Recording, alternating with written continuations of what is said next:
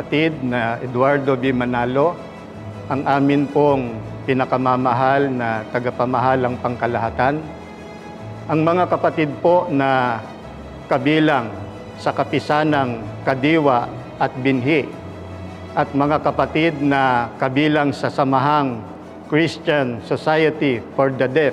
Malugod po kaming bumabati sa tagapamahalang pangkalahatan, ang kapatid na Eduardo V. Manalo ng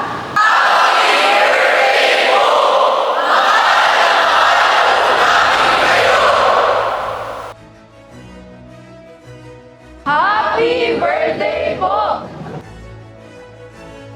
Happy